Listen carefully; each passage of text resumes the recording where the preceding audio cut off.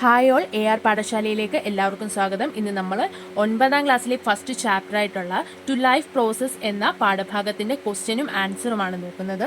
ഈ ഒരു ചാപ്റ്ററിനെ സംബന്ധിച്ച ക്ലാസ് നമ്മൾ അപ്ലോഡ് ചെയ്തിട്ടുണ്ട്. അത് കാണാത്തവർ കാണുക. ആദ്യം തന്നെ വരുന്നത് ജീവന്റെ ലക്ഷണമാണ്. Science of life. ജീവന്റെ ലക്ഷണം എന്തെല്ലാമാണ്? ഒരു ജീവനുള്ള ഒരു ജീവി അല്ലെങ്കിൽ ജീവനുള്ളവയുടെ ലക്ഷണങ്ങൾ എന്തെല്ലാമാണ്? Movement, response, respiration, growth, reproduction etcetera are the signs of life. അപ്പം എന്താണ് പറഞ്ഞിരിക്കുന്നത്? മൂവ്മെന്റ് അല്ലെങ്കിൽ ചലനം, റെസ്പോൺസ് അല്ലെങ്കിൽ പ്രതികരണം, റെസ്പിറേഷൻ അല്ലെങ്കിൽ ശ്വസനം, ഗ്രോത്ത് വളർച്ച, റീപ്രൊഡക്ഷൻ എന്ന് പറഞ്ഞാൽ പ്രത്യുൽപാദനം, etcetera are the signs of life. ജീവന്റെ ലക്ഷണങ്ങൾ. ഇപ്പൊ ജീവന്റെ ലക്ഷണങ്ങൾ ഏതൊക്കെയാണ്? Movement, response, respiration, growth and reproduction. The signs of life manifest as a result of life activities that take place in the cell. Cells are the structural and functional unit of life. അപ്പൊ എന്തിവിടെ പറഞ്ഞിരിക്കുന്നത്? ജീവന്റെ ഈ പ്രവർത്തനങ്ങൾ നമ്മൾ പറഞ്ഞു. ഇതെല്ലാമാണ് ജീവന്റെ ആ ഒരു ജീവൻ നിലനിൽക്കുന്നു എന്നറിയാനുള്ള സൈനുകൾ. ഈ 5 കാര്യങ്ങളാണ് പറഞ്ഞു. ഇതെങ്ങനെയാണ് സാധിക്കുന്നത്? അതാണ് പറയുന്നത്. As a result of life activities that take place in the cell. സെല്ലുകളിൽ നടക്കുന്ന ജീവൽ പ്രവർത്തനങ്ങളുടെ ഫലമായിട്ടാണ് ഈ ലൈഫ് സൈനുകളെല്ലാം ഉണ്ടാകുന്നത്. സെൽ എന്ന് പറഞ്ഞാൽ എന്താണ്? Cell that are structural and functional unit of life. അപ്പം സെൽ അല്ലെങ്കിൽ കോശം എന്ന് പറഞ്ഞാൽ എന്താണ്? ജീവന്റെ ഘടനാപരവും, സ്ട്രക്ചറൽ എന്ന് പറഞ്ഞാൽ ഘടനാപരവും, പിന്നെന്താ ജീവധർമ്മപരവുമായിട്ടുള്ള ഫങ്ഷണൽ യൂണിറ്റ് ഓഫ് ലൈഫ്. ജീവധർമ്മപരവുമായിട്ടുള്ള അടിസ്ഥാന ഘടകമാണ് കോശം അല്ലെങ്കിൽ സെൽ എന്ന് പറയുന്നത്. അപ്പം സെല്ലിനകത്തിൽ നടക്കുന്ന ജീവൽ പ്രവർത്തനങ്ങൾ അല്ലെങ്കിൽ ലൈഫ് ആക്ടിവിറ്റീസിന്റെ ഫലമായിട്ടാണ് ഈ ലൈഫ് സൈനുകൾ ഉണ്ടാകുന്നത്. സെൽ എന്ന് പറഞ്ഞാൽ എന്താണ്? Cells that are structural and functional unit of life. Many molecules are required for the cell structure and cell function. അപ്പൊ എന്താ? ഈ സെല്ലിന്റെ സ്ട്രക്ചർ നിലനിർത്താനും ആ സെല്ലിന്റെ ഫങ്ഷൻ നടക്കുന്നതിനുമെല്ലാം എന്താ പലതരത്തിലുള്ള മോളിക്യൂൾസ് ആവശ്യമാണ്. These molecules are formed by the various combinations of elements such as carbon, hydrogen, oxygen, nitrogen, phosphorus and calcium. അപ്പം എന്തോ പറഞ്ഞിരിക്കുന്നത്? നമ്മൾ പറഞ്ഞു പലതരത്തിലുള്ള മോളിക്യൂൾസ് എന്തിനാവശ്യമാണ്? ഈ സെല്ലിന്റെ സ്ട്രക്ചറിനും സെല്ലിന്റെ ഫംഗ്ഷനും എല്ലാമായിട്ട് ആവശ്യമുണ്ട്. ഈ മോളിക്യൂൾസ് എങ്ങനെയാണ് ലഭിക്കുന്നത്? By the various combination of elements. എലമെന്റ്സിന്റെ കോമ്പിനേഷൻ വഴിയാണ്. ഏതൊക്കെയാണ് elements? Carbon, hydrogen, oxygen, nitrogen, phosphorus and calcium. Through genetic engineering, Cambridge researchers artificially created which organism? നമ്മൾ ആ ഒരു പാഠത്തിന്റെ തുടക്കത്തിൽ തന്നെ കൊടുത്തിട്ടുണ്ട്.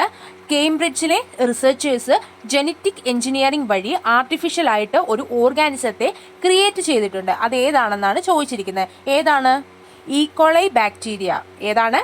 E. coli bacteria. ജനറ്റിക് എഞ്ചിനീയറിംഗ് വഴി കേംബ്രിഡ്ജിലെ റിസർച്ചേഴ്സ് ആർട്ടിഫിഷ്യൽ ആയിട്ട് നിർമ്മിച്ച ഓർഗാനിസമാണ് E coli bacteria. Next question, what are biomolecules? Biomolecules എന്ന് പറഞ്ഞാൽ എന്താണ്? ഇവിടെ പ്രധാനപ്പെട്ട 4 ബയോമോളിക്യൂൾസ് കൊടുത്തിട്ടുണ്ട്. അതിലും കൂടുതൽ ബയോമോളിക്യൂൾസ് ഉണ്ട്. നമുക്ക് പഠിക്കേണ്ടത് 4 ബയോമോളിക്യൂൾസിനെ കുറിച്ച് മാത്രമേ ഉള്ളൂ. Carbohydrates, lipids, proteins and nucleic acids necessary for cell structure and life process and are called as biomolecules. These are the basic building blocks of life. അപ്പം ബയോമോളിക്യൂൾസ് എന്ന് പറഞ്ഞാൽ എന്താണ്? Carbohydrates, lipids, protein and nucleic acids ഇവയെല്ലാം എന്തിനാവശ്യമാണ്? Cell സ്ട്രക്ചറിനും ലൈഫിന്റെ process അല്ലെങ്കിൽ ജീവൽ പ്രവർത്തനത്തിനുമെല്ലാം എന്തൊക്കെ ആവശ്യമാണ്? Biomolecules ആയിട്ടുള്ള കാർബോഹൈഡ്രേറ്റ്സും ലിപ്പിഡ്സും പ്രോട്ടീൻസും ന്യൂക്ലിക് ആസിഡ്സും ആവശ്യമാണ്. ഇവയാണ് എന്തായിട്ട് അറിയപ്പെടുന്നത്? ബയോമോളിക്യൂൾസ് എന്ന് അറിയപ്പെടുന്നത്. This are the basic building blocks of life. ലൈഫിന്റെ ബിൽഡിംഗ് ബ്ലോക്സ് ആണ് ഈ ബയോമോളിക്യൂൾസ് എന്ന് പറയുന്നത്. അപ്പോൾ ബയോമോളിക്യൂൾസ് എന്ന് പറഞ്ഞാൽ എന്താ? Carbohydrates, lipids, proteins and nucleic acids necessary four cell structure and life process. അപ്പോൾ എന്തൊക്കെയാ? Carbohydrate, lipids, proteins, nucleic acids. ഇതെല്ലാം എന്താണ്? ഒരു സെല്ലിന്റെ അല്ലെങ്കിൽ ഒരു കോശത്തിന്റെ സ്ട്രക്ചറിനും അല്ലെങ്കിൽ അതിന്റെ ആ ഒരു ലൈഫ് പ്രോസസ് അല്ലെങ്കിൽ ജീവൽ പ്രവർത്തനത്തിനും വളരെയധികം അത്യാവശ്യമായിട്ടുള്ള ഘടകങ്ങളാണ്. ഇതിനെയാണ് ബയോമോളിക്യൂൾസ് എന്ന് പറയുന്നത്. This are the basic building blocks of life. ലൈഫിന്റെ ബേസിക് ആയിട്ടുള്ള ബിൽഡിംഗ് ബ്ലോക്സ് ആണ് ഏത്? ബയോമോളിക്യൂൾസ്. ബയോമോളിക്യൂൾസ് പറഞ്ഞു നമ്മൾ 4 തരമുണ്ട്. ഏതൊക്കെയാണ്? Carbohydrates, lipids, nucleic acid, protein, അങ്ങനെ 4 എണ്ണം ഉണ്ട്. ഈ 4 എണ്ണത്തിന്റെ എക്സാമ്പിൾസ് ആണ് നമ്മൾ പറയുന്നത്. കാർബോഹൈഡ്രേറ്റ്സിൽ ഏതെല്ലാമാണ് വരുന്നത്? Glucose, fructose, sucrose, starch, cellulose. ഇവയാണ് കാർബോഹൈഡ്രേറ്റ്സിൽ വരുന്നത്. അപ്പൊ എന്തൊക്കെയാണ്? Glucose, fructose, sucrose, starch, cellulose. അടുത്തത് ലിപ്പിഡിന്റെ കേസ് പറയുകയാണെങ്കിൽ എന്തൊക്കെയാണ്? ഫാറ്റും ഓയിലുമാണ് ലിപ്പിഡിനകത്ത് വരുന്നത്. അപ്പം ലിപ്പിഡിന് എക്സാമ്പിൾസ് ഏതൊക്കെയാണ്? Fat, oils. ന്യൂക്ലിക് ആസിഡിന്റെ കാര്യം പറയുവാണെങ്കിൽ എന്തെല്ലാമാണ്? DNA, RNA. DNAയും RNAയും. അടുത്തത് പ്രോട്ടീൻ ഏതെല്ലാമാണ്? Enzymes, hormones, antibodies. അപ്പോൾ പ്രോട്ടീൻ ഏതെല്ലാമാണ്? Enzymes, hormones, antibodies. അപ്പം ബയോമോളിക്യൂൾസ് 4ആയിട്ട് തിരിക്കുന്നു, അല്ലെങ്കിൽ 4 എണ്ണം ഉണ്ട്. അതിൽ കാർബോഹൈഡ്രേറ്റ്സിന്റെ വരുന്നതാണ് glucose, fructose, sucrose, starch, cellulose. ലിപ്പിഡിന്റെ വരുന്നതാണ് ഫാറ്റും ഓയിലും. ന്യൂക്ലിക് ആസിഡിന്റെ വരുന്നതാണ് DNAയും RNAയും. പ്രോട്ടീന്റെ വരുന്നതോ എൻസൈമും ഹോർമോൺസും ആന്റിബോഡീസുമാണ്. നെക്സ്റ്റ് ക്വസ്റ്റ്യൻ ആയിട്ട് വരുന്നത് മെറ്റാബോളിസം ആണ്. ഏതാണ്? മെറ്റാബോളിസം. മെറ്റാബോളിസം എന്ന് പറഞ്ഞാൽ the signs of life are manifested through the actions of building blocks called biomolecules and other chemical elements. All these activities are known as metabolism. ഇപ്പം എന്താ പറഞ്ഞിരിക്കുന്നത്? നമ്മുടെ ജീവൻ അല്ലെങ്കിൽ ജീവൽ പ്രവർത്തനങ്ങൾ നടക്കുന്നത് എന്തിന്റെ സഹായത്തോടു കൂടിയാണ്? നമ്മുടെ ബിൽഡിംഗ് ബ്ലോക്സ് ആയിട്ടുള്ള ബേസിക് ബിൽഡിംഗ് ബ്ലോക്സ് ആയിട്ടുള്ള ബയോമോളിക്യൂൾസും മറ്റ് കെമിക്കൽ എലമെന്റ്സിന്റെയും സഹായത്തോടു കൂടിയാണ്. അത് നമ്മൾ നേരത്തെ പറഞ്ഞു. അത്തരത്തിൽ അവയുടെ സഹായത്തോടു കൂടി ഈ സെല്ലിൽ നടക്കുന്ന എല്ലാവിധ ആക്ടിവിറ്റീസിനെയുമാണ് എന്ത്? മെറ്റാബോളിസം എന്ന് പറയുന്നത്. ഇപ്പം മെറ്റാബോളിസം എന്ന് പറഞ്ഞാൽ എന്താണ്? നമ്മൾ പറഞ്ഞു ബയോമോളിക്യൂൾസ് അല്ലെങ്കിൽ മറ്റ് കെമിക്കൽ എലമെന്റ്സ് ഇവ സെല്ലിൽ വന്നതിന് ശേഷം അവയുടെ പ്രവർത്തനങ്ങൾ നടക്കണം.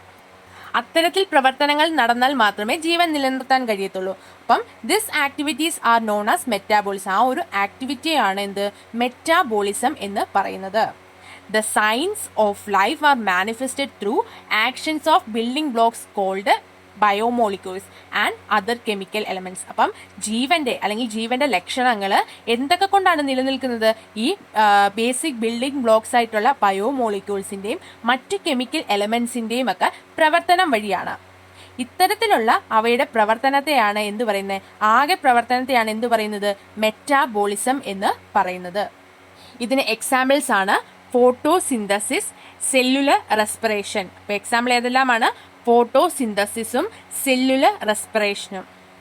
മെറ്റാബോളിസം 2 തരമുണ്ട്. അപ്പം മെറ്റാബോളിസം 2 തരമുണ്ട്. അനാബോളിസവും കാറ്റബോളിസവും. കാറ്റബോളിസം. അനാബോളിസത്തിന്റെ കാര്യം പറയുകയാണെങ്കിൽ എന്താണ്? ആക്ടിവിറ്റീസ് ദാറ്റ് ജോയിൻ മോളിക്യൂൾസിനെ ജോയിൻ ചെയ്യിക്കുകയാണെങ്കിൽ അല്ലെങ്കിൽ സംയോജിപ്പിക്കുകയാണ് ഇതില് അനാബോളിസത്തിൽ നടക്കുന്നത്. അതിന് എക്സാമ്പിൾ ഏതാണ്? Synthesis of glucose using carbon dioxide and water. അപ്പം എന്താ? ഗ്ലൂക്കോസിന്റെ സിന്തസിസ് അല്ലെങ്കിൽ നിർമ്മാണം എന്തൊക്കെ യൂസ് ചെയ്തിട്ടാണ്? കാർബൺ ഡൈ ഓക്സൈഡിനെയും വാട്ടറിനെയും യൂസ് ചെയ്ത്. അല്ലെങ്കിൽ ഇതിന്റെ എക്സാമ്പിൾ എന്ത്? നമുക്ക് ചെറുതായിട്ട് പറയാം. ഫോട്ടോസിന്തസിസ്. ഗ്ലൂക്കോസിന്റെ നിർമ്മാണം എന്ന് പറഞ്ഞാൽ എന്താണ്?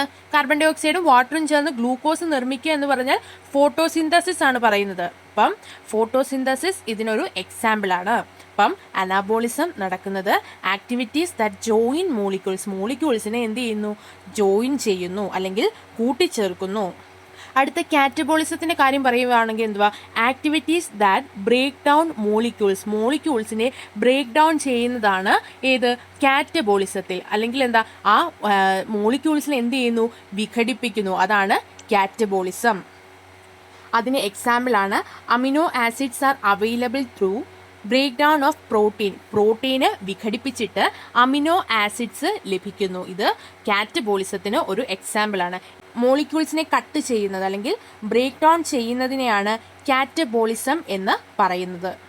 അപ്പം അനാബോളിസം എന്ന് പറയുന്നത് എന്ത് ചെയ്യുന്നു, join molecules, activities that join മോളിക്യൂൾസിനെ ജോയിൻ ചെയ്യുന്ന ആക്ടിവിറ്റീസ് ആണ് എന്തിൽ നടക്കുന്നത്, അനാബോളിസത്തിൽ നടക്കുന്നത്. ഇതിന് എക്സാമ്പിൾ ആണ് എന്ത്, synthesis of glucose using carbon dioxide and വാട്ടറും കാർബൺ ഡൈ ഓക്സൈഡും ഉപയോഗിച്ചുകൊണ്ട് ഗ്ലൂക്കോസിനെ സിന്തസൈസ് ചെയ്യുന്നു. ഇനിയും കാറ്റബോളിസത്തിന്റെ കാര്യം പറയുവാണെങ്കിൽ എന്തുവാ, ആക്ടിവിറ്റീസ് ദാറ്റ് ബ്രേക്ക് ഡൗൺ മോളിക്യൂൾസിനെ എന്ത് ചെയ്യുന്നു, ബ്രേക്ക് ഡൗൺ ചെയ്യുകയാണ് അല്ലെങ്കിൽ മുറിക്കുകയാണ് ഏത്, കാറ്റബോളിസത്തിൽ നടക്കുന്നത്. അതിന് എക്സാമ്പിൾ ആണ് amino acids are available through break down of പ്രോട്ടീന്റെ വിഘടനം മൂലമാണ് എന്ത് കിട്ടുന്നത്, അമിനോ ആസിഡ് ലഭിക്കുന്നത്. മെറ്റാബോളിസത്തിന് സഹായിക്കുന്ന 2 ഫാക്ടേഴ്സ് ആണ് ഏതെല്ലാം, എൻസൈമുകളും ഹോർമോണുകളും. അപ്പം മെറ്റാബോളിസത്തിന് സഹായിക്കുന്ന 2 ഫാക്ടേഴ്സ് ആണ് എൻസൈമുകളും ഹോർമോണുകളും. അതിനകത്ത് എൻസൈം ആദ്യമായിട്ട് നോക്കിയാൽ, enzymes are molecules which help to speed up the countless chemical reactions that take place in an organism every moment. അപ്പോൾ എൻസൈം എന്ന് പറഞ്ഞാൽ എന്താണ്, ഇത് കൗണ്ട്ലെസ് ആയിട്ടുള്ള കെമിക്കൽ റിയാക്ഷൻസ് ആണ് ഒരു ഓർഗാനിസത്തിനകത്ത് നടക്കുന്നത്. നമുക്കറിയാം, നമ്മുടെ ഒരു ബോഡി ആണെങ്കിൽ പോലും അതിനകത്ത് ഒരുപാട് തരത്തിലുള്ള റിയാക്ഷൻസ് നടക്കുന്നുണ്ട്. ഒരുപാട് തരത്തിൽ നമുക്കത് കൗണ്ട് ചെയ്യാൻ പറ്റത്തില്ല, അത്രയ്ക്ക് കെമിക്കൽ റിയാക്ഷൻസ് എവിടെ നടക്കുന്നുണ്ട്, ഒരു ഓർഗാനിസത്തിൽ നടക്കുന്നുണ്ട്. ആ ഒരു കെമിക്കൽ റിയാക്ഷനെ സ്പീഡ് ചെയ്യാനായിട്ട് സഹായിക്കുന്ന മോളിക്യൂൾസിനെയാണ് എന്ത് പറയുന്നത്, എൻസൈമുകൾ എന്ന് പറയുന്നത്. Most enzymes are proteins. മിക്കവാറുമുള്ള എൻസൈമുകൾ എന്ന് പറയുന്നത് പ്രോട്ടീൻസ് ആണ്. നമ്മൾ നേരത്തെ ആ ഒരു ബയോമോളിക്യൂൾസിന്റെ ഫ്ലോ ചാർട്ട് പഠിച്ചപ്പം പ്രോട്ടീൻ എക്സാമ്പിൾ ആണ് എൻസൈം എന്ന് പറഞ്ഞിരുന്നു. അപ്പോൾ പറയാണ് enzyme, most enzymes are protein. മിക്കവാറുമുള്ള എൻസൈമുകളെല്ലാം പ്രോട്ടീനുകൾ ആണ്. Salivary amylase present in saliva and pepsin present in gastric juice are example for enzymes. അപ്പം എൻസൈംസിന് എക്സാമ്പിൾ ഏതെല്ലാമാണ്, salivary amylase present in saliva, ഉമിനീരിൽ അടങ്ങിയിരിക്കുന്ന സലൈവറി അമിലേസ് എന്തിന് എക്സാമ്പിൾ ആണ്, എൻസൈമിന് എക്സാമ്പിൾ ആണ്. പിന്നെന്താണ്, പെപ്സിൻ പ്രസന്റ് ഇൻ ഗാസ്ട്രിക് ജ്യൂസിൽ അടങ്ങിയിരിക്കുന്ന പെപ്സിൻ എന്തിന് ഉദാഹരണമാണ്, എൻസൈമിന് ഉദാഹരണമാണ്. അപ്പം മെറ്റാബോളിസത്തിന് സഹായിക്കുന്ന എൻസൈം എന്ന് പറയുന്നത് എന്താണ്, നമ്മുടെ ബോഡിയിൽ ഒരുപാട് കൗണ്ട്ലെസ് ആയിട്ടുള്ള കെമിക്കൽ റിയാക്ഷൻസ് നടക്കുന്നുണ്ട്. ഈ കെമിക്കൽ റിയാക്ഷന്റെ സ്പീഡ് കൂട്ടുന്നതിന് വേണ്ടി സഹായിക്കുന്ന മോളിക്യൂൾസിനെയാണ് എൻസൈംസ് എന്ന് പറയുന്നത്. അപ്പം എൻസൈംസ് എന്തിന് എക്സാമ്പിൾ ആണ്, പ്രോട്ടീനിന് എക്സാമ്പിൾ ആണ്. അല്ലെങ്കിൽ മോസ്റ്റ് എൻസൈംസ് ആർ പ്രോട്ടീൻസ്. മിക്കവാറും ഉള്ള എൻസൈംസ് എന്താണ്, പ്രോട്ടീനുകൾ ആണ്. Salivary amylase present in saliva, എന്താ ഉമിനീരിൽ അടങ്ങിയിരിക്കുന്ന ആ ഒരു സലൈവറി അമിലേസും പിന്നെന്താണ് ഗ്യാസ്ട്രിക് ജ്യൂസിൽ അടങ്ങിയിരിക്കുന്ന പെപ്സിനും എന്തിന് എക്സാമ്പിൾ ആണ്, എൻസൈംസിന് എക്സാമ്പിൾ ആണ്. അടുത്തത് hormones are chemical molecules that regulate and coordinate biological process. അപ്പം ഹോർമോൺ എന്ന് പറയുന്നത് ഒരു കെമിക്കൽ മോളിക്യൂൾസ് ആണ്. എൻസൈം മോളിക്യൂൾ ആണെങ്കിൽ ഹോർമോൺസ് എന്ന് പറയുന്നത് ഒരു കെമിക്കൽ മോളിക്യൂൾ ആണ്. ഇതെന്തിന് സഹായിക്കുന്നു, that regulate and coordinate biological process. Regulate and coordinate എന്ന് പറഞ്ഞാൽ എന്താണ്, നിയന്ത്രിക്കുകയും ഏകീകരിക്കുകയൊക്കെ ചെയ്യുന്നു. എന്തിനെ, ബയോളജിക്കൽ പ്രോസസ്സിനെ. നമ്മുടെ ശരീരത്തിൽ നടക്കുന്ന ബയോളജിക്കൽ പ്രോസസ്സിനെ റെഗുലേറ്റ് ചെയ്യുകയും കോർഡിനേറ്റ് ചെയ്യുകയും ചെയ്യുന്ന കെമിക്കൽ മോളിക്യൂൾസ് ആണ് ഹോർമോൺസ് എന്ന് പറയുന്നത്. This are produced by various endocrine glands. നമുക്കറിയാം, നമ്മുടെ ശരീരത്ത് ഗ്ലാൻഡുകളുണ്ട്, എൻഡോക്രൈനും എക്സോക്രൈനും ഗ്ലാൻഡുകളുണ്ട്. ഇതിനകത്ത് എൻഡോക്രൈൻ ഗ്ലാൻഡ്സ് ആണ് എന്ത് പ്രൊഡ്യൂസ് ചെയ്യുന്നത്, ഹോർമോൺസ് പ്രൊഡ്യൂസ് ചെയ്യുന്നത്. എൻഡോക്രൈൻ ഗ്ലാൻഡ് എന്താണെന്ന് ചോദിച്ചാൽ എന്താണ്, ഹോർമോൺസ് പ്രൊഡ്യൂസ് ചെയ്യുന്ന ഗ്ലാൻഡുകളെയാണ് എൻഡോക്രൈൻ ഗ്ലാൻഡുകൾ എന്ന് പറയുന്നത്. testosterone, estrogen and progesterone that control the function of sex organs are example for hormones. അപ്പോൾ എന്താണ് ടെസ്റ്റോസ്റ്റിറോൺ, ഈസ്ട്രജൻ, പ്രൊജസ്ട്രോൺ, ഈ 3 ഹോർമോണുകളും എന്തിന് സഹായിക്കുന്നു? Control the function of sex organs, നമ്മുടെ പ്രത്യുൽപാദന അവയവങ്ങളെ കൺട്രോൾ, അതിൻ്റെ ഫങ്ഷനെ കൺട്രോൾ ചെയ്യാനായിട്ടാണ് ഈ 3 ഹോർമോണുകളും സഹായിക്കുന്നത്. അപ്പം എൻസൈം എന്ന് പറയുന്നത് ഈ ഒരു നമ്മുടെ ശരീരത്തിൽ നടക്കുന്ന ഈ പ്രവർത്തനങ്ങളെ സ്പീഡ് കൂട്ടാനായിട്ടാണ് സഹായിക്കുന്നത്. Enzyme speed, hormone regulate and coordinate biological process. അപ്പം എൻസൈം എന്ന് പറയുന്നത് speed the countless chemical reactions, അല്ലെങ്കിൽ എൻസൈം സ്പീഡെന്ന് നിങ്ങൾ ഓർക്കുക. എൻസൈം എന്തിന് സഹായിക്കുന്നു? സ്പീഡ് കൂട്ടാനായിട്ട് സഹായിക്കുന്നു. ഹോർമോൺ എന്തിന് സഹായിക്കുന്നു? റെഗുലേറ്റ് ആൻഡ് കോർഡിനേറ്റ്, അത് നിയന്ത്രിക്കുന്നതിനും ഏകോപിപ്പിക്കുന്നതിനും എല്ലാം സഹായിക്കുന്നു. നമ്മൾ ഈ പറഞ്ഞത് ഒന്ന് സിമ്പിൾ ആയിട്ട് ക്വസ്റ്റ്യൻ ആയിട്ട് കൊടുത്തിരിക്കുകയാണ്. Name the biomolecules formed in cell to aid and regulate metabolism. അപ്പോൾ പറഞ്ഞിരിക്കുകയാണ് നെയിം ദ ബയോമോളിക്യൂൾസ്. ഈ ബയോമോളിക്യൂൾസിന്റെ പേരെഴുതുക. ഏത് ബയോമോളിക്യൂൾസ് ആണ് ഫോംഡ് ഇൻ സെല്ലുകളിൽ ഫോം ചെയ്യുന്നത്? എന്തിനു വേണ്ടി സഹായിക്കുന്നു? It aid and regulate metabolism regulate ചെയ്യുന്നതിനും മറ്റും സഹായിക്കുന്ന ബയോമോളിക്യൂൾസ് എഴുതാനാണ് പറഞ്ഞിരിക്കുന്നത്. ഏതെല്ലാമാണ്? Enzymes and hormones. ഇത് ബയോമോളിക്യൂൾസ് ആണെന്ന് നമ്മൾ നേരത്തെ പറഞ്ഞായിരുന്നു. ആ ഫ്ലോ ചാർട്ടിനകത്ത് നമ്മൾ പറഞ്ഞായിരുന്നു ബയോമോളിക്യൂൾസ് ആണ് ഏതെല്ലാം? എൻസൈമുകളും ഹോർമോണുകളും ബയോമോളിക്യൂൾസ് ആണ്. അപ്പം എൻസൈം എന്താണ്? Enzymes help speed up various chemical reactions in the body. Enzyme എന്തിനു സഹായിക്കുന്നു? നമ്മുടെ ശരീരത്തിൽ നടക്കുന്ന അല്ലെങ്കിൽ നമ്മുടെ ബോഡിയിൽ നടക്കുന്ന പലതരത്തിലുള്ള കെമിക്കൽ റിയാക്ഷനെ സ്പീഡ് ചെയ്യാനായിട്ട് എൻസൈമുകൾ സഹായിക്കുന്നു. ഇനി ഹോർമോണിന്റെ കാര്യം പറയുവാണെങ്കിൽ എന്താ?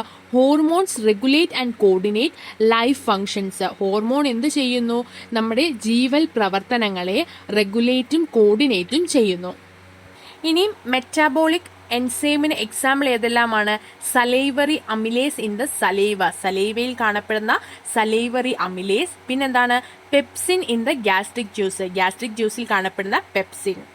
ഇനി ഹോർമോണിന്റെ എക്സാമ്പിൾ പറയാൻ പറഞ്ഞ എന്താണ്?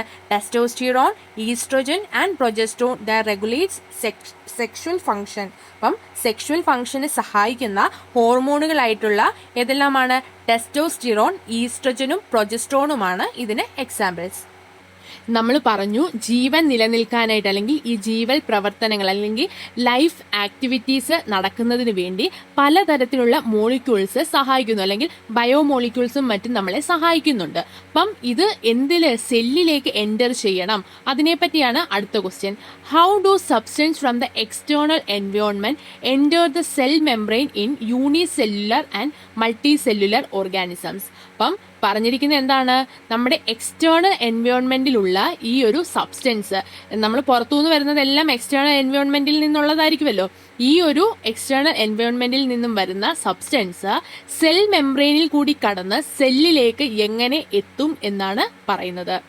Substances enter the amoeba directly through the cell membrane. അമീബയുടെ കേസ് പറയുകയാണെങ്കിൽ അതെങ്ങനെയാണ്? സെൽ മെംബ്രെയിനിൽ കൂടി ഡയറക്റ്റ് ആയിട്ടാണ് സബ്സ്റ്റൻസുകൾ കടക്കുന്നത്. അപ്പം അമീബയില് സെൽ മെംബ്രെയിനിൽ കൂടി ഡയറക്റ്റ് ആയിട്ടാണ് സബ്സ്റ്റൻസ് എൻറ്റർ ചെയ്യുന്നത്. ഇനി അടുത്തത് എന്താണ്? Substance from the external environment reach the intercellular fluid അല്ലെങ്കിൽ extra cellular fluid and then enter through the cell membrane. അപ്പം രണ്ടാമത്തെ പോയിന്റ് ആനിമൽസിന്റെ കേസിലാണ്, അത് നമ്മൾ എഴുതാനായിട്ട് വിട്ടുപോയതാണ്. അപ്പം ആനിമൽസിന്റെ കേസിൽ എങ്ങനെയാണ്? സബ്സ്റ്റൻസ് ഫ്രം ദ എക്സ്റ്റേണൽ എൻവയോൺമെന്റിൽ നിന്നും അല്ലെങ്കിൽ ബാഹ്യ പരിസ്ഥിതിയിൽ നിന്നുള്ള ഈ ഒരു സബ്സ്റ്റൻസ് എങ്ങനെയാണ് എൻറ്റർ ചെയ്യുന്നത്? Substance from the external environment reach the intercellular fluid അല്ലെങ്കിൽ എക്സ്ട്രാ സെല്ലുലാർ ഫ്ലൂയിഡ് എന്ന് വെച്ചാൽ സെല്ലുകൾക്ക് ഇടയിലുള്ള ആ ഒരു സ്പേസിൽ കാണപ്പെടുന്ന ഫ്ലൂയിഡ്സിനെയാണ് എന്ത് പറയുന്നത്? ഇൻട്രാ സെല്ലുലാർ ഫ്ലൂയിഡ് അല്ലെങ്കിൽ ഇന്റർസെല്ലുലാർ ഫ്ലൂയിഡ് എന്ന് പറയുന്നത്. ഇതിൽ വന്നിട്ട് എന്ത് ചെയ്യുന്നു? വന്നിരുന്നിട്ട് അതെന്ത് ചെയ്യുന്നു? സെൽ മെംബ്രെയിനിൽ കൂടിയാണ് അത് കടക്കുന്നത്. ഇനി പ്ലാന്റ്സിന്റെ കേസ് പറയുവാണെങ്കിൽ എന്തുവാ?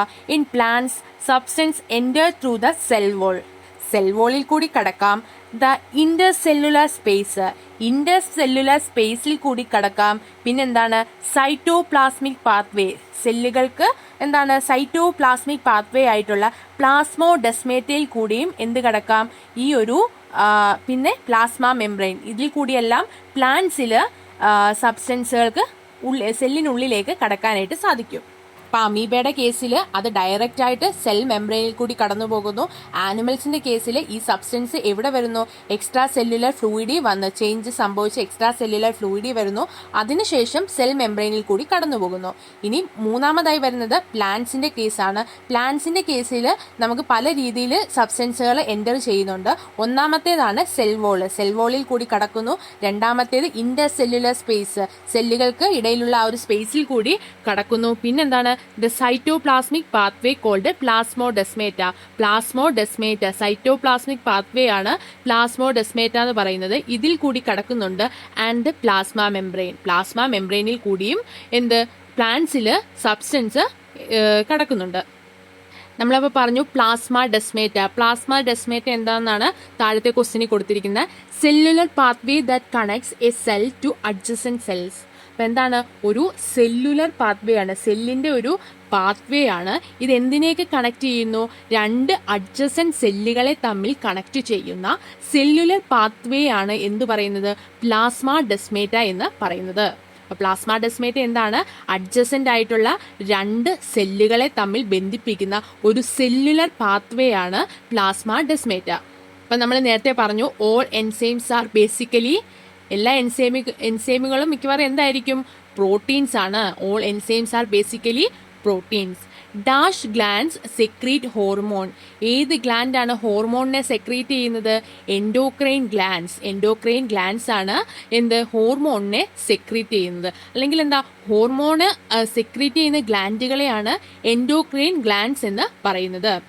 Which elements required for metabolism are obtained from the external environment of organism? അപ്പോൾ ചോദിച്ചിരിക്കുന്നത് എന്താണ്? മെറ്റാബോളിസത്തിന് ഹെൽപ്ഫുൾ ആയിട്ടുള്ള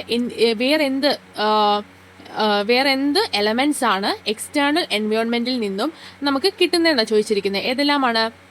water, salt, oxygen, carbon dioxide. Water, salt, oxygen, carbon dioxide ഇവയെല്ലാമാണ് elements. Things that act as internal environment in animals and plants. നമ്മൾ പറഞ്ഞു നേരത്തെ external എൻവയോൺമെന്റിൽ നിന്നും internal environment അല്ലെങ്കിൽ സെല്ലിനുള്ളിലേക്കാണ് സബ്സ്റ്റൻസിനെ കടന്നു പോകേണ്ടത്. അപ്പം ഇവിടെ പറഞ്ഞിരിക്കുന്നത് ഇന്റേണൽ എൻവയോൺമെന്റിനെ കുറിച്ചാണ്. ഇന്റേണൽ എൻവയോൺമെന്റ് എന്ന് പറഞ്ഞാൽ ആന്തര പരിസ്ഥിതി. ആന്തര പരിസ്ഥിതി ഏതെല്ലാം ഘടകങ്ങളാണ് വരുന്നതെന്നാണ്. അപ്പം ആനിമൽസിന്റെ കേസിൽ the extra cellular fluid act as an internal environment in animals. ആനിമൽസിലെ എക്സ്ട്രാ സെല്ലുലർ ഫ്ലൂയിഡ് ആണ് ഇന്റേണൽ എൻവയോൺമെന്റ് ആയിട്ട് ആക്ട് ചെയ്യുന്നത്. അപ്പം in animals the extra cellular fluid ആണ് ഇന്റേണൽ എൻവയോൺമെന്റ് ആയിട്ട് ആക്ട് ചെയ്യുന്നത്. ആനിമൽസിലെ എക്സ്ട്രാ സെല്ലുലർ ഫ്ലൂയിഡ് ആണ് ഇന്റേണൽ എൻവയോൺമെന്റ് ആയിട്ട് ആക്ട് ചെയ്യുന്നത്. ഇനി പ്ലാന്റ്സിന്റെ കേസ് പറയുവാണെങ്കിൽ എന്താ? The extra cellular fluid. ആനിമൽസിന്റെ പറഞ്ഞ അതുതന്നെ എക്സ്ട്രാ സെല്ലുലർ ഫ്ലൂയിഡ്. പിന്നെന്താണ്? The components of cell wall. Cell വോളിന്റെ കമ്പോണൻസ്. പിന്നെന്താണ്? Air chambers serve as there internal environment. അപ്പം ആനിമൽസിൽ ഒന്ന് മാത്രമേ ഇന്റേണൽ എൻവയോൺമെന്റ് ആയിട്ട് ആക്ട് ചെയ്യുന്നുള്ളൂ. അതേതാണ്? എക്സ്ട്രാ സെല്ലുലർ ഫ്ലൂയിഡ് ആണ്. ഇനി പ്ലാന്റ്സിന്റെ കേസ് പറയുവാണെങ്കിൽ ഏതെല്ലാമാണ്? ഒന്ന് എക്സ്ട്രാ സെല്ലുലർ ഫ്ലൂയിഡ്, രണ്ടാമത് ഏതാണ്? Components of cell wall, cell വോളിന്റെ കമ്പോണൻസ്, മൂന്നാമതായിട്ട് എയർ ചേംബേഴ്സ്. ഇതെല്ലാമാണ് ഇന്റേണൽ എൻവയോൺമെന്റ് ആയിട്ട് പ്ലാന്റ്സിൽ ആക്ട് ചെയ്യുന്നത്. അടുത്ത ക്വസ്റ്റ്യൻ ആണ്, what is meant by homeostasis? Homeostasis എന്ന് പറയുന്നത് എന്താണ് എന്നാണ് ചോദിച്ചിരിക്കുന്നത്. Keeping the composition of the environment constant is called homeostasis. നമ്മൾ പറഞ്ഞു നമുക്ക് ഇൻറ്റേർണൽ എൻവയോൺമെൻറ്റും എക്സ്റ്റേണൽ എൻവയോൺമെൻറ്റും ഉണ്ട്. ഒരു സെല്ലിന്, അതിന് പ്ലാന്റ് ആണെങ്കിലും ആനിമൽ സെല്ലിനാണെങ്കിലും അവയ്ക്ക് എന്തുണ്ട്? ഇൻറ്റേർണൽ എൻവയോൺമെൻറ്റും എക്സ്റ്റേണൽ എൻവയോൺമെൻറ്റും ഉണ്ട്. അപ്പോൾ keeping the composition of the environment constant, ഈ എൻവയോൺമെൻറ്റിൻ്റെ ആ ഒരു കോമ്പോസിഷൻ കോൺസ്റ്റൻ്റായി നിലനിർത്തുന്നതിനെയാണ് എന്ത് പറയുന്നത്? ഹോമിയോസ്റ്റാറ്റിസ് എന്ന് പറയുന്നത്. Keeping the composition of the environment constant is called homeostasis. അടുത്ത question, the reason why the cell membrane or plasma membrane where metabolism take place is called selectively permeable membrane. ഇതിന് മുമ്പായിട്ടൊരു question ഉണ്ട്, നമ്മളത് type ചെയ്തിട്ടില്ല. അപ്പോൾ എന്താണ് ആ question? Cell membrane is also known as plasma membrane. Cell മെംബ്രെയിനെ plasma membrane എന്നും അറിയപ്പെടുന്നു. അതിന് കാരണം എന്താണ് എന്നാണ് ചോദിച്ചിരിക്കുന്നത്. കാരണം എന്താണ്? കാരണം പ്ലാസ്മ മെംബ്രെയിൻ എന്ന് പറയാൻ കാര്യം സെൽ മെംബ്രെയിൻ എന്തിനെ കവർ ചെയ്ത് സംരക്ഷിക്കുന്നു? പ്രോട്ടോപ്ലാസത്തെ കവർ ചെയ്ത് സംരക്ഷിക്കുന്നു. Cell membrane is also known as plasma membrane because it covers protoplasm. പ്രോട്ടോപ്ലാസത്തെ ഇത് കവർ ചെയ്ത് സംരക്ഷിക്കുന്നു. നമുക്ക് ഒരു ഡൗട്ട് ഉണ്ടായിരിക്കും, പ്രോട്ടോപ്ലാസം എന്താന്ന്. അതിനു മുമ്പായിട്ട് നമ്മൾ എന്തറിഞ്ഞിരിക്കണം?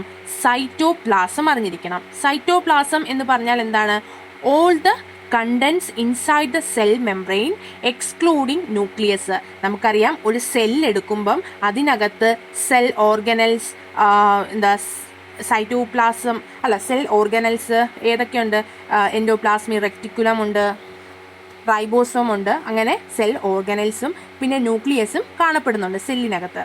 അപ്പം ഇതിനകത്ത് സൈറ്റോപ്ലാസം എന്ന് പറയുന്നത് ഈ ന്യൂക്ലിയസ് ഒഴികെയുള്ള എല്ലാത്തിനെയും നമ്മൾ സൈറ്റോപ്ലാസം എന്ന് പറയുന്നു. ന്യൂക്ലിയസ് ഒഴികെയുള്ള എല്ലാത്തിനെയും സൈറ്റോപ്ലാസം എന്ന് നമുക്ക് പറയാം. ഇനി ന്യൂക്ലിയസും ഈ സൈറ്റോപ്ലാസവും കൂടി ചേർന്ന് പറയുന്നതാണ് പ്രോട്ടോപ്ലാസം. അപ്പോൾ പ്രോട്ടോപ്ലാസം എന്ന് പറഞ്ഞാൽ ഒരു സെല്ല് മുഴുവനാണ്. അതിൽ എന്തൊക്കെ ഉൾപ്പെടുന്നു? എല്ലാവിധ കണ്ടൻസും ഉൾപ്പെടുന്നു, അതിനോടൊപ്പം ന്യൂക്ലിയസും ഉൾപ്പെടുന്നുണ്ട്. അപ്പം ഇതിനെ കവർ ചെയ്ത് സെൽ മെംബ്രെയിൻ സംരക്ഷിക്കുന്ന ഈ പ്രോട്ടോപ്ലാസത്തെ കവർ ചെയ്ത് സംരക്ഷിക്കുന്നത് കൊണ്ടാണ് സെൽ മെംബ്രെയിനെ പ്ലാസ്മ മെംബ്രെയിൻ എന്നും അറിയപ്പെടുന്നത്. അടുത്തതാണ് പ്ലാസ്മ മെംബ്രെയിൻ അല്ലെങ്കിൽ സെൽ മെംബ്രെയിനെ സെലക്റ്റീവ്ലി പെർമിയബിൾ മെംബ്രെയിൻ എന്ന് പറയാൻ കാര്യം. സെലക്റ്റീവ്ലി പെർമിയബിൾ മെംബ്രെയിൻ എന്നാൽ ഇത് സെലക്റ്റീവായിട്ട് മാത്രമേ ഒരു മെംബ്രെയിനിൽ കൂടി കടത്തിവിടത്തുള്ളൂ. Why the cell membrane or plasma membrane where metabolism take place is called selectively permeable membrane. അപ്പം എന്താണ് പറഞ്ഞിരിക്കുന്നത്? സെൽ മെംബ്രെയിൻ അല്ലെങ്കിൽ പ്ലാസ്മ മെംബ്രെയിൻ എന്ന് അറിയപ്പെടുന്നതിനെ സെലക്റ്റീവ്ലി പെർമിയബിൾ മെംബ്രെയിൻ എന്ന് പറയാൻ കാര്യം എന്താണ്? ഇത് സെലക്റ്റീവായിട്ട് മാത്രമേ മോളിക്യൂൾസിനെ കടത്തിവിടത്തുള്ളൂ. അപ്പോൾ എന്താണ് answer? only certain molecules can pass through the plasma membrane.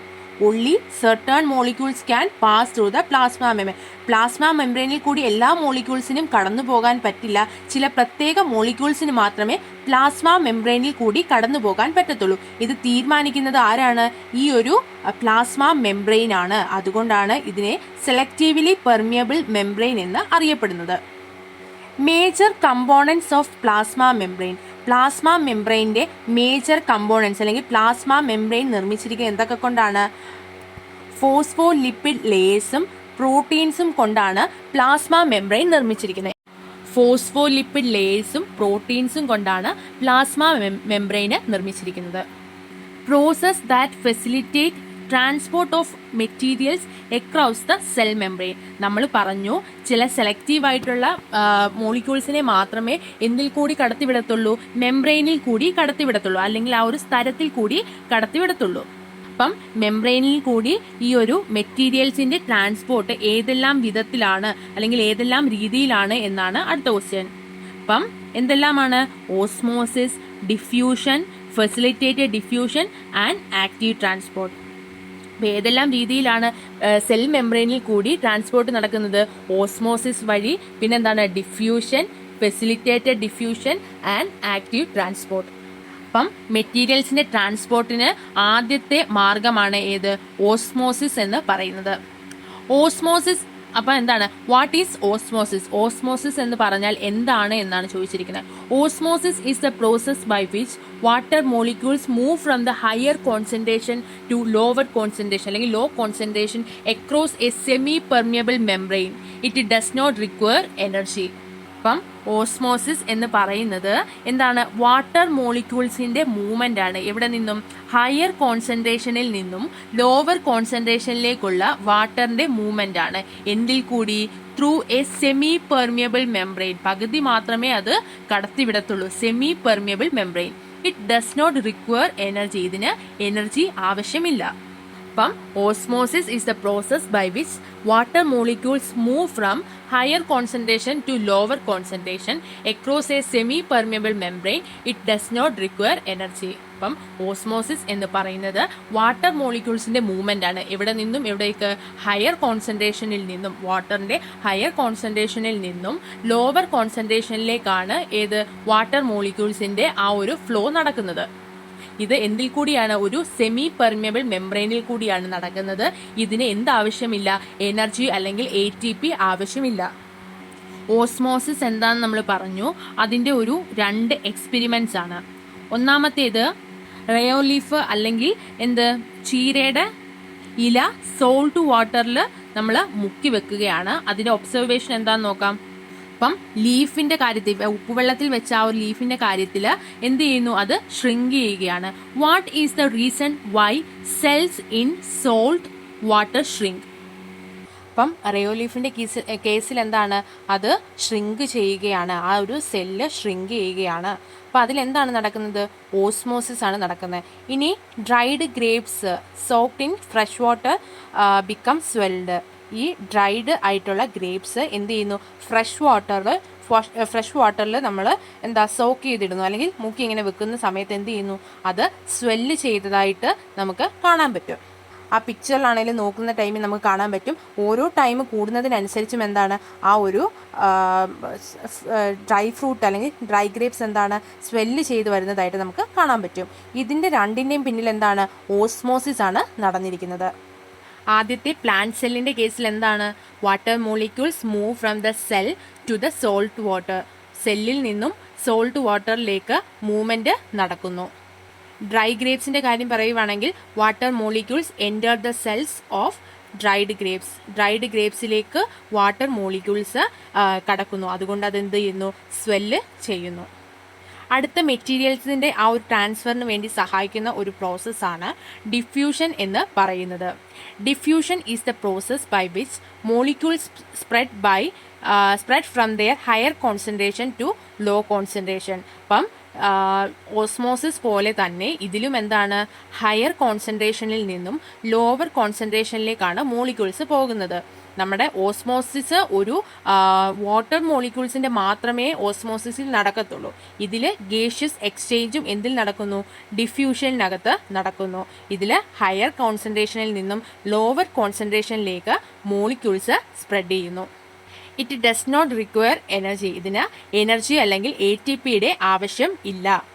Diffusion will also occur without a semi permeable membrane. അപ്പം നമ്മൾ ഓസ്മോസിസ് പറഞ്ഞപ്പോൾ പറഞ്ഞു അത് സെമി പെർമിയബിൾ മെംബ്രെയിൻ ഉണ്ടെങ്കിൽ മാത്രമേ ഓസ്മോസിസ് നടക്കത്തുള്ളൂ. പക്ഷേ ഡിഫ്യൂഷന്റെ കേസിൽ സെമി പെർമിയബിൾ മെംബ്രെയിൻ വേണമെന്ന് നിർബന്ധം ഇല്ല. Diffusion of oxygen and carbon dioxide are examples. ഇവിടെ കാർബൺ ഡൈ ഓക്സൈഡ് ആണ് വരുന്നത്. അപ്പം ഓക്സിജന്റെയും കാർബൺ ഡൈ ഓക്സൈഡിന്റെയും ഡിഫ്യൂഷൻ എന്തിന് എക്സാമ്പിൾ ആണ്? ഡിഫ്യൂഷന് എക്സാമ്പിൾസ്. അപ്പം ഡിഫ്യൂഷൻ എന്ന് പറയുന്നത് മോളിക്യൂൾസ് ഹയർ കോൺസെൻട്രേഷനിൽ നിന്നും ലോവർ കോൺസെൻട്രേഷനിലേക്കുള്ള മൂവ്മെന്റ് ആണ്. ഇതിന് എന്താവശ്യമില്ല?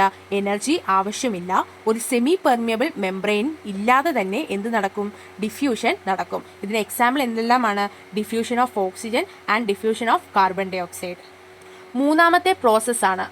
ഈ പ്രോസസ്സ് എല്ലാം എന്താണ്? മെറ്റീരിയൽസിന്റെ ട്രാൻസ്പോർട്ടിനെ പറ്റിയാണ്. അപ്പം മൂന്നാമത്തെ പ്രോസസ്സ് ഏതാണ്? Facilitated diffusion. എന്താണ് ഫെസിലിറ്റേറ്റഡ് ഡിഫ്യൂഷൻ?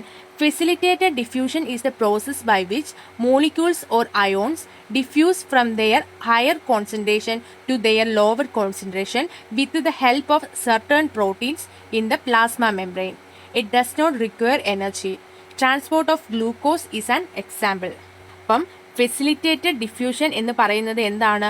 മോളിക്യൂൾസ് അല്ലെങ്കിൽ അയോൺസിന്റെ എന്താണ് ഹയർ കോൺസെൻട്രേഷനിൽ നിന്നും ലോവർ കോൺസെൻട്രേഷനിലേക്കാണ് പോകുന്നത് വിത്ത് the help of certain proteins in the plasma membrane.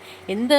Plasma മെംബ്രെയിനിലെ ചില പ്രത്യേക പ്രോട്ടീനുകളുടെ ഹെൽപ്പോടു കൂടിയാണ് എന്ത് ഫെസിലിറ്റേറ്റഡ് ഡിഫ്യൂഷൻ നടക്കുന്നത്. അപ്പം ഫെസിലിറ്റേറ്റഡ് ഡിഫ്യൂഷൻ എന്ന് പറഞ്ഞാൽ മോളിക്യൂൾസ് അല്ലെങ്കിൽ അയോൺസിന്റെ മൂവ്മെന്റ് ആണ്. അതിൽ ഹയർ കോൺസെൻട്രേഷനിൽ നിന്നും മോളിക്യൂൾസ് ലോവർ കോൺസെൻട്രേഷനിലേക്ക് പോകുന്നു. എന്തിന്റെ ഹെൽപ്പോടുകൂടി?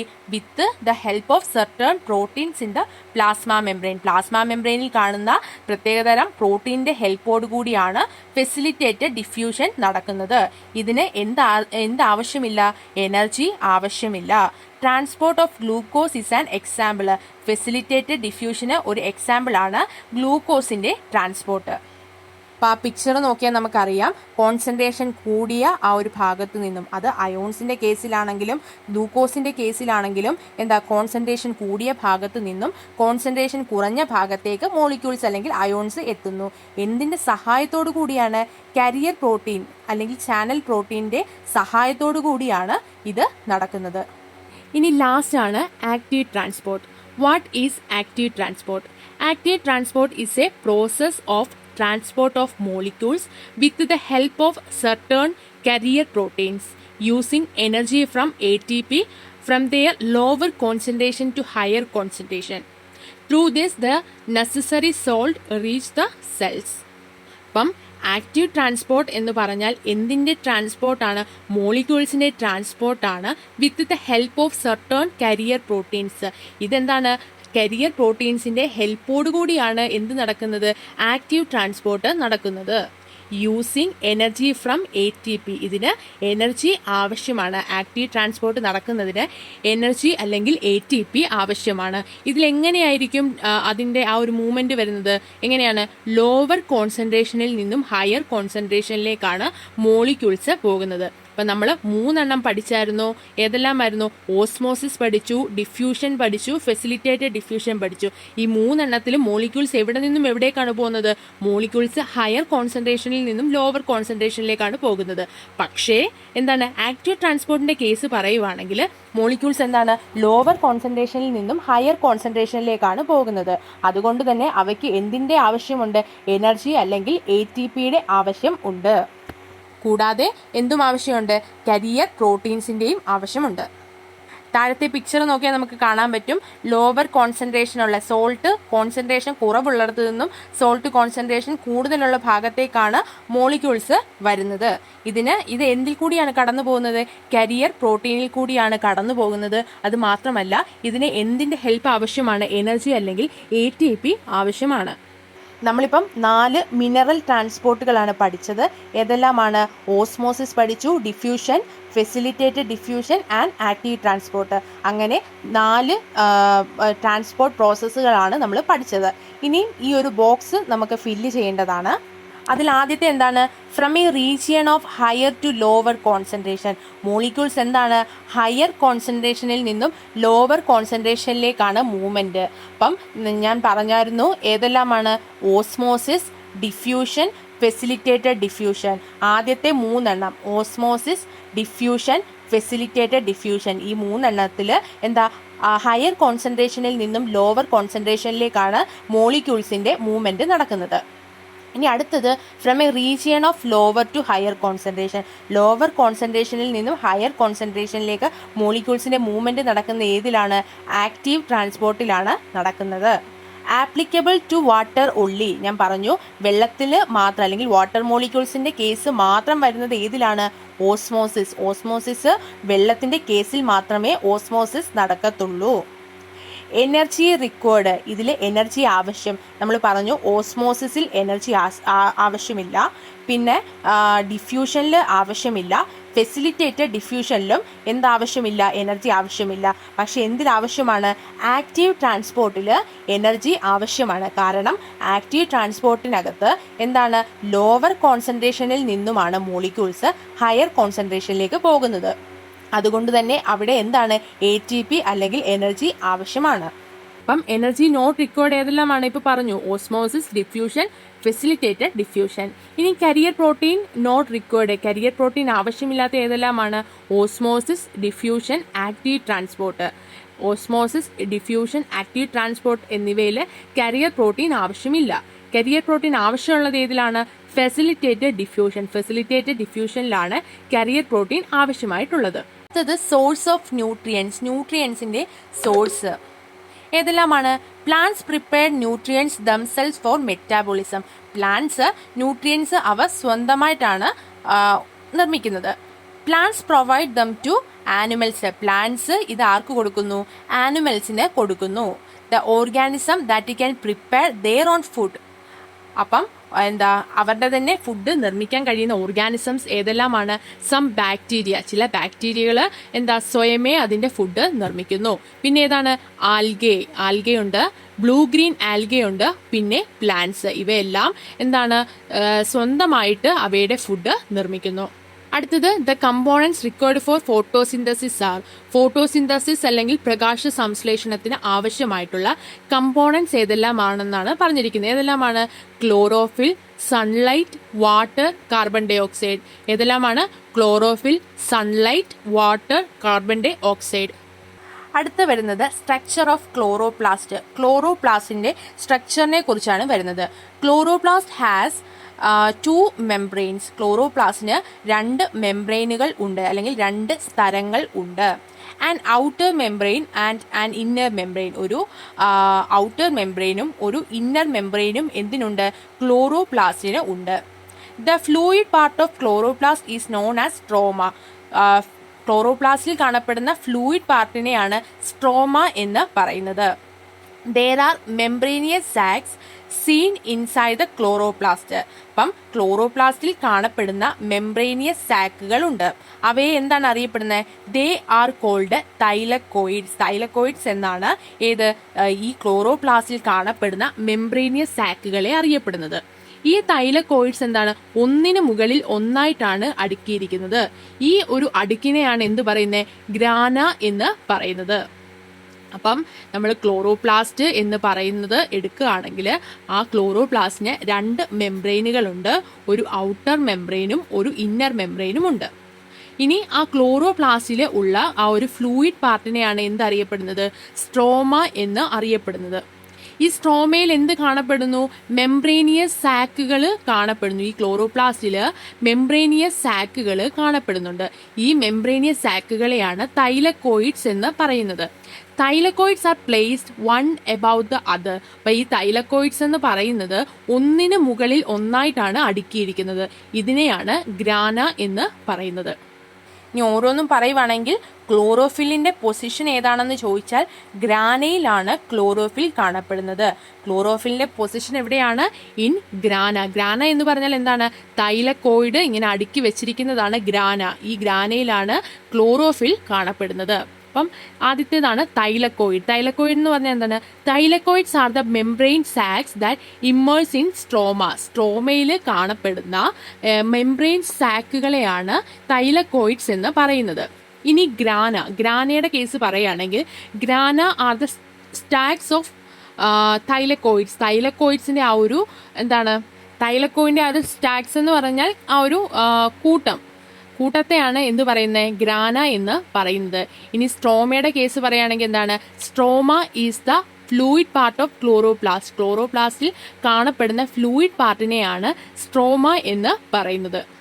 അപ്പം ഫോട്ടോസിന്തസിസ് നടക്കുന്നത് ക്ലോറോപ്ലാസ്റ്റിലാണ് ഫോട്ടോസിന്തസിസ് നടക്കുന്നത്. ഇതിൽ സൺലൈറ്റും വാട്ടറും എവിടേക്ക് വരുന്നു? ഈ ഒരു തൈലക്കോയിഡ്സിന്റെ അടുക്കായിട്ടുള്ള ഗ്രാനയിലേക്ക് വന്ന് ഇങ്ങനെ പതിക്കുന്നു. എന്നിട്ട് അതിന്റെ ഫലമായിട്ട് എന്തുണ്ടാകുന്നു? ഹൈഡ്രജനും ഓക്സിജനും, വാട്ടർ സ്പ്ലിറ്റ് ചെയ്തിട്ട് ഹൈഡ്രജനും ഓക്സിജനും ഉണ്ടാകുന്നു. അതിനകത്തെ ഹൈഡ്രജൻ എന്തിലേക്ക് കൊടുക്കുന്നു? സ്ട്രോമയിലേക്ക് കൊടുക്കുന്നു. ഗ്ലൂക്കോസിനെ എന്ത് ചെയ്യുന്നു? എക്സ്പെൽ ചെയ്യുന്നു, അല്ലെങ്കിൽ പുറത്തേക്ക് വിടുന്നു. പിന്നീട് ATP അല്ലെങ്കിൽ എനർജി നിർമ്മിക്കപ്പെടുന്നു.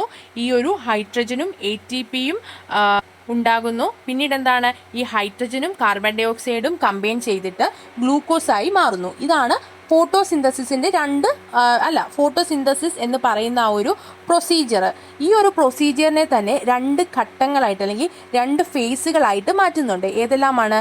ലൈറ്റ് ഫേസും ഡാർക്ക് ഫേസും. ലൈറ്റ് ഫേസ് എന്ന് പറഞ്ഞാൽ എന്താണ്? പ്രകാശഘട്ടം. ഡാർക്ക് ഫേസ് എന്ന് പറഞ്ഞാൽ ഇരുണ്ട ഘട്ടം. നമ്മൾ പേര് പറയുന്ന കൂട്ട് തന്നെ ലൈറ്റ് ഫേസ് എപ്പോഴാണ് നടക്കുന്നത്? സൺലൈറ്റിന്റെ പ്രസൻസിലാണ് നടക്കുന്നത്. ഡാർക്ക് ഫേസിന് എന്ത് ആവശ്യമില്ല? സൺലൈറ്റ് ആവശ്യമില്ല. അപ്പം ലൈറ്റ് ഫേസിന്റെ ആ ഒരു ഓർഡർ പറയുവാണെങ്കിൽ എന്താണ്? Takes place in grana. Light phase നടക്കുന്നത് എവിടെയാണ്? ഗ്രാനയിലാണ്. Take place in the presence of light. ലൈറ്റിന്റെ പ്രസൻസിലാണ് ഏത്? ലൈറ്റ് ഫേസ് നടക്കുന്നത്. ഇതിലെന്താണ്?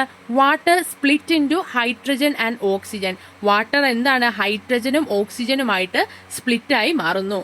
എക്സ്പെൽസ് ഓക്സിജൻ. ഓക്സിജൻ എന്ത് ചെയ്യുന്നു? എക്സ്പെൽ ചെയ്യുന്നു.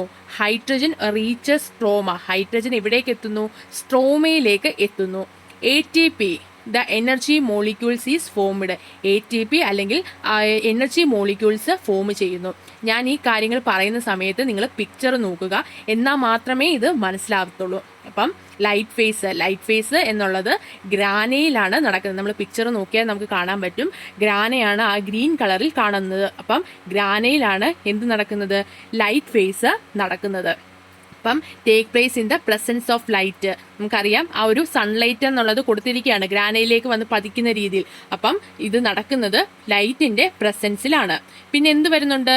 വാട്ടറും കൂടി വരുന്നുണ്ട്. Water split into hydrogen and oxygen. Water എന്ത് ചെയ്യുന്നു? ഗ്രാനയിൽ വന്നിട്ട് ഹൈഡ്രജനും ഓക്സിജനുമായിട്ട് സ്പ്ലിറ്റ് ആകുന്നു. ഇതിൽ നമുക്ക് ഓക്സിജന്റെ കാര്യമില്ല, അതുകൊണ്ട് തന്നെ ഓക്സിജൻ എന്ത് ചെയ്യുന്നു? എക്സ്പെൽ ചെയ്യുന്നു അല്ലെങ്കിൽ പുറത്തേക്ക് വിടുന്നു. ഹൈഡ്രജൻ എന്ത് ചെയ്യുന്നു? ഹൈഡ്രജൻ ഇരുണ്ട ഘട്ടത്തിലേക്ക് അല്ലെങ്കിൽ ഡാർക്ക് ഫേസിന് വേണ്ടി ഹൈഡ്രജനെ സ്ട്രോമയിലേക്ക് കൊടുക്കുന്നു. പിന്നെന്ത് ചെയ്യുന്നു? ATP the energy molecule is formed. നമുക്ക് ചോദിക്കാം ATP അല്ലെങ്കിൽ എനർജി മോളിക്യൂള് ഏത് ഫേസിലാണ് പ്രൊഡ്യൂസ് ചെയ്യുന്നത് അല്ലെങ്കിൽ ഏത് ഫേസിലാണ് ഉണ്ടാകുന്നതെന്ന് ചോദിച്ചാൽ ഏത് ഫേസിലാണ്? ലൈറ്റ് ഫേസിലാണ് ATP ഉണ്ടാകുന്നത്. ഇനി ഡാർക്ക് ഫേസിന്റെ കാര്യം പറയുവാണെങ്കിൽ നമ്മൾ പറഞ്ഞു ഇത് സ്ട്രോമയിൽ വെച്ചാണ് നടക്കുന്നത്. Take place in stroma. Light is not used. ഇതിൽ ലൈറ്റ് ആവശ്യമില്ല.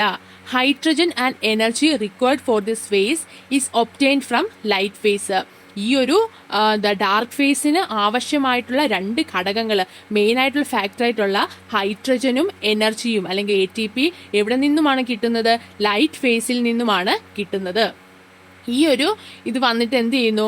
Glucose is formed by combining hydrogen and carbon dioxide. ഹൈഡ്രജനും കാർബൺ ഡൈ ഓക്സൈഡോടി കമ്പൈൻ ചെയ്തിട്ട് എന്തുണ്ടാകുന്നു? ഗ്ലൂക്കോസ് ഉണ്ടാകുന്നു. അപ്പം ഡാർക്ക് ഫേസ് നടക്കുന്നത് സ്ട്രോമയിൽ വെച്ചാണ്. ഇതിൽ എന്താവശ്യമില്ല? ലൈറ്റ് ആവശ്യമില്ല. നമുക്ക് ലൈറ്റ് ഫേസിൽ നിന്നും കിട്ടിയ എന്തെല്ലാമാണ്? ഹൈഡ്രജനും ATPയും എന്തിനു വേണ്ടി ഉപയോഗിക്കുന്നു? ഡാർക്ക് ഫേസിന്റെ ആ ഒരു പ്രോസസ്സിനായിട്ട് ഉപയോഗിക്കുന്നുണ്ട്. ഗ്ലൂക്കോസ് എന്തൊക്കെ കമ്പൈൻ ചെയ്തിട്ടാണ് ഉണ്ടാകുന്നത്? ഹൈഡ്രജനും കാർബൺ ഡൈ ഓക്സൈഡും കമ്പൈൻ ചെയ്തിട്ട് ഗ്ലൂക്കോസ് ഉണ്ടാകുന്നു. അടുത്തൊരു ടേബിൾ കൊടുത്തിട്ടുണ്ട്. ഈ ഒരു ഫോട്ടോസിന്തസിസിന്റെ 2 ഫേസുകൾ, ലൈറ്റ് ഫേസും ഡാർക്ക് ഫേസും. Place where reaction take place. Reactions നടക്കുന്നത് ലൈറ്റ് ഫേസിൽ ഏതാണ്? ഗ്രാനയിലാണ് നടക്കുന്നത്. ഡാർക്ക് ഫേസിൽ എവിടെയാണ്? സ്ട്രോമയിലാണ് നടക്കുന്നത്. ഇനി റിയാക്ഷൻസിന്റെ കാര്യം പറയുമ്പം ലൈറ്റ് ഫേസിൽ എന്താണ് നടക്കുന്നത്? നമ്മൾ പറഞ്ഞു ലൈറ്റ് ഫേസിൽ വാട്ടർ വരുന്നുണ്ട്. വാട്ടർ വന്നിട്ട് അത് സ്പ്ലിറ്റ് ആയിട്ട് എന്ത് ചെയ്യുന്നു? ഹൈഡ്രജനും ഓക്സിജനുമായിട്ട് മാറുന്നു. ആ ഓക്സിജനെ എന്ത് ചെയ്യുന്നു? എക്സ്പെൽ ചെയ്യുന്നു. ഹൈഡ്രജനും പിന്നെന്താ? ഹൈഡ്രജൻ സ്ട്രോമയിൽ എത്തുന്നു. ATP മോളിക്യൂൾസ് ഉണ്ടാകുന്നു. അപ്പം ലൈറ്റ് ഫേസിന്റെ റിയാക്ഷൻ എന്ന് പറഞ്ഞാൽ water molecules split into hydrogen and oxygen, expel oxygen, hydrogen reaches stroma, ATP the energy molecules is formed. ഇനി ഡാർക്ക് ഫേസിന്റെ പറയുവാണെങ്കിൽ റിയാക്ഷൻ എന്താണ്? Glucose is formed by combining hydrogen and carbon dioxide. ഹൈഡ്രജനും carbon ഡൈ ഓക്സൈഡും combine ചെയ്തിട്ട് glucose ആയിട്ട് മാറുന്നു. ഇനി ലൈറ്റ് ഫേസിന്റെ പ്രോഡക്റ്റ് ഏതെല്ലാമാണ്? ഓക്സിജനും ATPയും. ലൈറ്റ് ഫേസിന്റെ പ്രോഡക്റ്റ് ഏതെല്ലാമാണ്? ഓക്സിജനും ATPയും. ഡാർക്ക് ഫേസിന്റെ പ്രോഡക്ട്സ് ഏതെല്ലാമാണ്? ഗ്ലൂക്കോസ് ആണ്. ഡാർക്ക് ഫേസിന്റെ പ്രോഡക്ട്സ് ആണ് ഗ്ലൂക്കോസ്. ഈ ഫോട്ടോസിന്തസിന്റെ ഇക്വേഷൻ നോക്കുവാണെങ്കിൽ carbon dioxide plus water gives glucose plus oxygen. ഇത് എന്തിൻ്റെയൊക്കെ പ്രസൻസിലാണ്? ലൈറ്റിൻ്റെയും അല്ലെങ്കിൽ സൺലൈറ്റിൻ്റെയും ക്ലോറോഫിലിൻ്റെയും പ്രസൻസിൽ. ഇപ്പോൾ carbon dioxide 6CO2 plus 6H2O gives C6H12O6 plus 6O2. അടുത്തത് Melvin Calvin. He is awarded Nobel Prize in Chemistry in 1961 for explaining the reactions in the dark phase. അപ്പം മെൽവിൻ കാൽവിൻ എന്ന് പറയുന്ന സയൻറ്റിസ്റ്റ് എന്താണ്? Dark ഫേസിൻ്റെ reactions explain ചെയ്തതിന് അദ്ദേഹത്തിന് Nobel prize 1961 ലഭിച്ചിട്ടുണ്ട്. നമ്മൾ photosynthesis പറഞ്ഞു. ഫോട്ടോസിന്തസിൻ്റെ പ്രോസസ്സ് എല്ലാം കഴിഞ്ഞ് കഴിയുമ്പം നമുക്ക് പ്രോഡക്റ്റായിട്ട് കിട്ടുന്ന എന്താണ്? ഗ്ലൂക്കോസ് ആണ് കിട്ടുന്നത്. ഇനി ഈ ഗ്ലൂക്കോസിന് എന്ത് സംഭവിക്കുന്നു എന്ന് നമുക്ക് നോക്കാം. Glucose produced as a result of photosynthesis dissolves quickly in water, so it is stored as insoluble starch. അപ്പോൾ എന്താണ് പറഞ്ഞിരിക്കുന്നത്? Glucose produced as a result of photosynthesis. ഫോട്ടോസിന്തസിസിൻ്റെ ഫലമായിട്ട് അല്ലെങ്കിൽ പ്രകാശ സംശ്ലേഷണത്തിൻ്റെ ഫലമായിട്ട് നിർമ്മിക്കപ്പെട്ട ഈ ഒരു glucose dissolves quickly in water, വെള്ളത്തിൽ പെട്ടെന്ന് അലിഞ്ഞു ചേരുന്നതാണ്. ഈ ഒരു ഗ്ലൂക്കോസ് എന്ന് പറയുന്നത് വെള്ളത്തിൽ പെട്ടെന്ന് തന്നെ അലിഞ്ഞു ചേരുന്നതാണ്. അതുകൊണ്ട് തന്നെ ഇതെന്താ? So it is stored in insoluble starch. ഇത് എന്താ? സോല്യൂബിൾ ആയിട്ടുള്ള ആ അലിഞ്ഞു ചേരാത്ത ഒരു സ്റ്റാർച്ചിൻ്റെ രൂപത്തിലാണ് ഈ ഗ്ലൂക്കോസിനെ നമ്മുടെ ബോഡിയിൽ, അല്ലെങ്കിൽ നമ്മുടെ ബോഡിയിലല്ല, പ്ലാന്റ്സിൻ്റെ ബോഡിയിൽ സ്റ്റോർ ചെയ്യുന്നത്. അപ്പം ഗ്ലൂക്കോസ് എന്താണ്? വാട്ടറുമായിട്ട് സോല്യൂബിൾ ആണ്. അതുകൊണ്ട് തന്നെ ഇതിനെ ഇൻസോല്യൂബിൾ സ്റ്റാർച്ച് ആയിട്ടാണ് പ്ലാന്റ്സിൽ സ്റ്റോർ ചെയ്യുന്നത്. Energy required for the life process of plants is obtained from starch.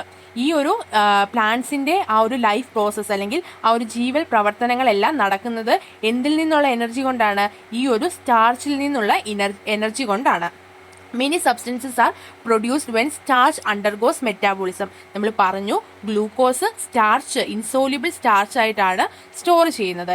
ഈ സ്റ്റാർച്ച് തന്നെ മെറ്റാബോളിസത്തിന്, പല രീതിയിലുള്ള മെറ്റാബോളിസത്തിന് വിധേയമായിട്ട് പലതരം സബ്സ്റ്റൻസുകളായിട്ട് മാറുന്നു.